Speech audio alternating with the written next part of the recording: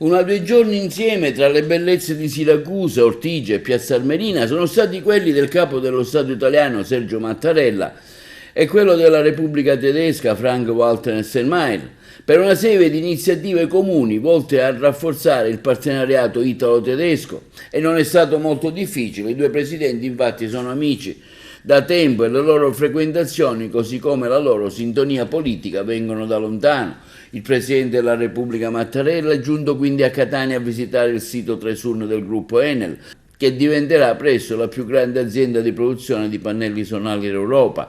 Questa è la strada del futuro, ha dichiarato il Presidente Mattarella a conclusione della sua visita. Mattarella era accompagnato dal Presidente tedesco Frank-Walter Steinmeier. Insieme a loro i due presidenti, l'amministratore delegato dell'Enel Flavio Cattaneo e il CEO di Enel Green Power Salvatore Bernabei. Durante la visita il presidente Mattarella ha anche salutato diverse maestranze presenti.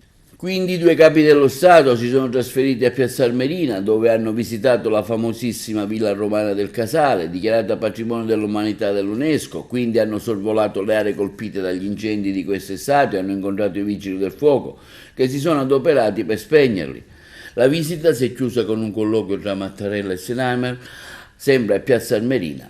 Il sindaco di Piazza Armerina, soddisfatto per il momento, che ha dichiarato come resterà impresso nella storia della nostra città la visita del Presidente della Repubblica Mattarella e del suo omologo tedesco Steinmeier. L'evento è stato definito privato da un punto di vista tecnico, ha affermato il sindaco di Piazza Armerina, ma ha avuto un impatto significativo sulla comunità locale, ponendo ancora una volta la nostra città sotto i riflettori della cronaca nazionale, così come è avvenuto in occasione della visita di Papa Francesco nel 2018. La giornata ha avuto 3 momenti chiavi: il primo alla Villa Romana del Casale, il secondo l'associazione Don Bosco, dove i presidenti hanno avuto l'opportunità di osservare come funziona l'accoglienza nel territorio, il terzo è stato un incontro presso un agriturismo locale a conclusione della visita con una conferenza stampa.